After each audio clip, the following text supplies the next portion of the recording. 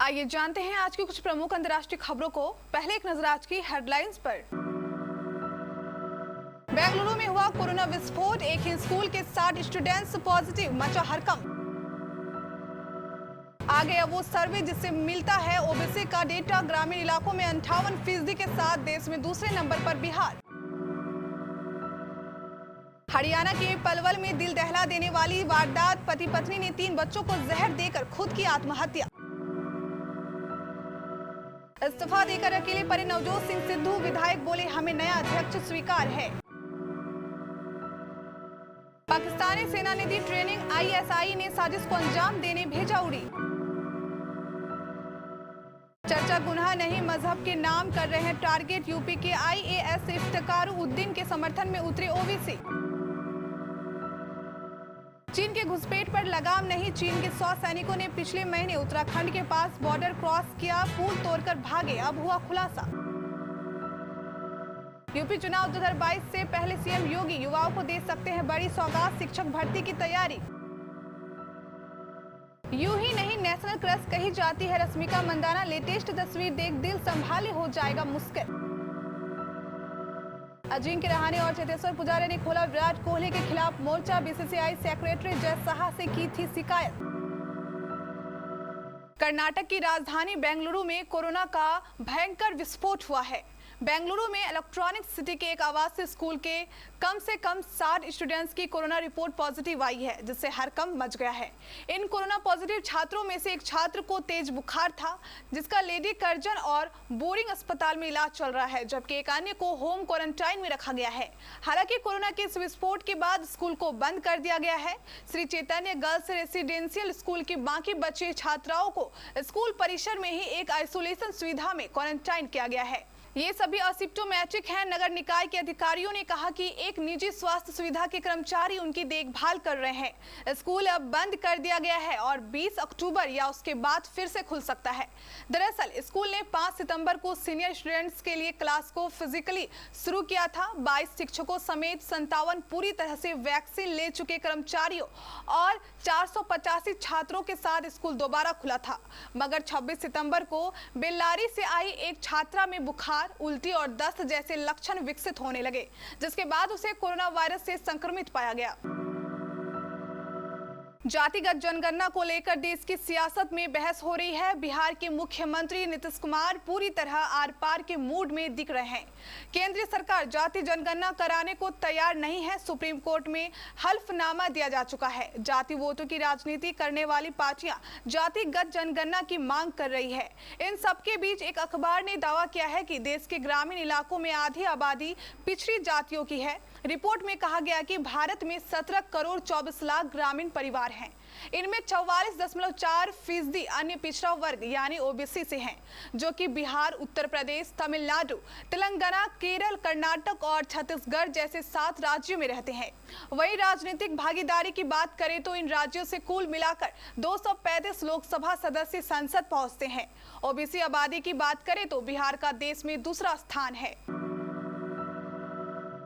हरियाणा के पलवल में एक दिल दहला देने वाली वारदात सामने आई है। यहाँ के औरंगाबाद गांव में एक ही परिवार के 5 लोगों के शव मिले हैं। कहा जा रहा है कि परिवार के इन सभी सदस्यों ने आत्महत्या की है। फिलहाल पुलिस ने मौके पर पहुंचकर शवों को कब्जे में लेकर पोस्टमार्टम के लिए भेज दिया है। पति और पत्नी के बीच किसी बात को लेकर मंगलवार की रात को झगड़ा हुआ था। झगड़ा इतना बढ़ा कि दोनों ने आत्मघाती कदम उठाया। उन्होंने खुद जहर खाने से पहले अपने 3 बच्चों को जहरीला पदार्थ दिया। बुधवार की सुबह सूचना पर पहुंची पुलिस ने तीनों बच्चों और पति पत्नी के शव बरामद किए। पुलिस पड़ोसियों और रिश्तेदारों से पूछताछ कर रही है। शवों को पोस्टमार्टम के लिए पलवल के सिविल अस्पताल भिजवा दिया गया है। पंजाब कांग्रेस अध्यक्ष पद से इस्तीफा देकर नवजोत सिंह सिद्धू ने भले ही कांग्रेस की टेंशन बढ़ा दी है, मगर नए सियासी समीकरण में वह भी अलग थलग पड़ते दिख रहे हैं। नवजोत सिंह सिद्धू के पंजाब प्रदेश कांग्रेस कमेटी के अध्यक्ष पद से इस्तीफा देने के एक दिन बाद राज्य के मुख्यमंत्री चरणजीत सिंह चन्नी ने कैबिनेट की बैठक की। इस बैठक की जानकारी देते हुए एक विधायक ने कहा कि कांग्रेस अगर नया अध्यक्ष नियुक्त करती है तो उन्हें वह स्वीकार होंगे।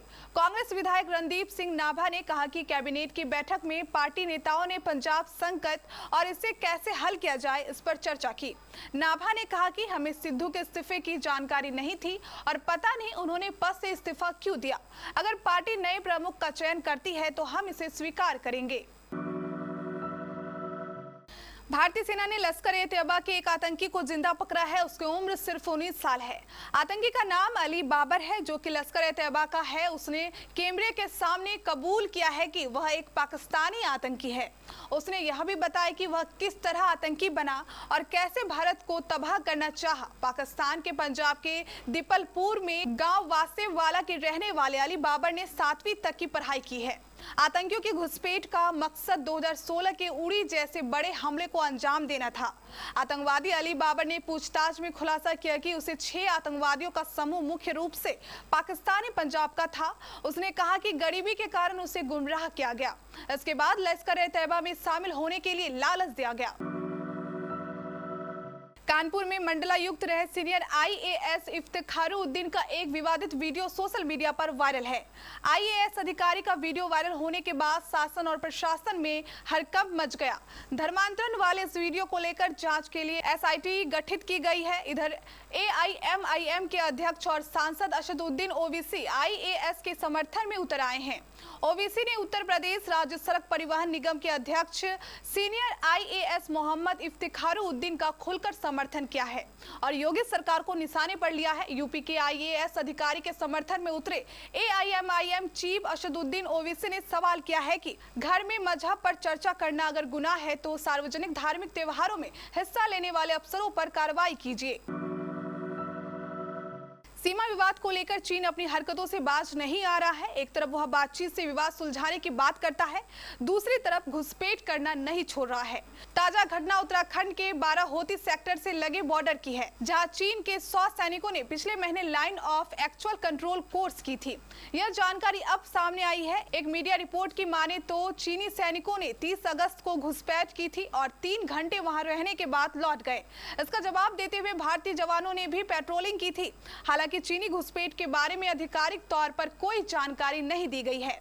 मीडिया रिपोर्ट्स के मुताबिक घोड़ों पर आए चीनी सैनिकों ने भारतीय सीमा में घुसकर तोड़फोड़ की और लौटने से पहले एक पुल भी तोड़ दिया। बता दें, बाराहोती वही इलाका है जिसमें चीन ने 1962 की जंग से पहले भी घुसपैठ की थी। यूपी विधानसभा चुनाव 2022 को लेकर सत्ता में काबिज योगी सरकार युवाओं को लुभाने में कोई कोर कसर नहीं छोड़ रही है। युवाओं को रोजगार देने के लिए मुख्यमंत्री योगी आदित्यनाथ बड़ी शिक्षक भर्ती का ऐलान कर युवाओं को सौगात दे सकते हैं। इस भर्ती को लेकर सरकार ने पूरी तैयारी कर ली है। वहीं यूपी शिक्षक पात्रता परीक्षा का शेड्यूल आने के बाद जल्द ही सीएम इस भर्ती को लेकर भी घोषणा कर सकते हैं। सरकार की तरफ से भर्ती की घोषणा होने के बाद जल्द ही नोटिफिकेशन भी जारी कर दिया जाएगा। साउथ इंडियन फिल्म अभिनेत्री रश्मिका मंदाना अपनी खूबसूरत अदाओं से हर किसी को दीवाना बना देती है। रश्मिका ने फिल्मों में जबरदस्त अभिनय से लोगों का दिल जीता है तो अपनी चुलबुली अदाओं से लोगों का दिल चुरा भी लिया है। उनकी क्यूटनेस और खूबसूरत पर फैंस की सांसें थम जाती है। यही वजह है कि वो नेशनल क्रश कही जाती है। रश्मिका की फैन फॉलोइंग इतनी ज्यादा है कि लोग दूर दूर से उनसे मिलने चले आते हैं। वो सोशल मीडिया पर भी काफी सक्रिय रहती है। हाल ही में रश्मिका ने अपनी लेटेस्ट फोटोशूट की तस्वीर सोशल मीडिया पर साझा की। ये तस्वीर सामने आते ही फैंस के बीच जबरदस्त खलबली मच गई। रश्मिका ने तस्वीर साझा करते हुए लिखा, आंखों में जादू, आत्मा में स्पार्क दिखाई देते हैं। अब रश्मिका की इस तस्वीर पर फैंस जमकर प्यार लुटा रहे हैं। साल की शुरुआत में न्यूजीलैंड से भारत के विश्व टेस्ट चैंपियनशिप के अंतिम हार टीम इंडिया और कप्तान विराट कोहली के लिए एक बड़ा गेम चेंजर साबित हुआ।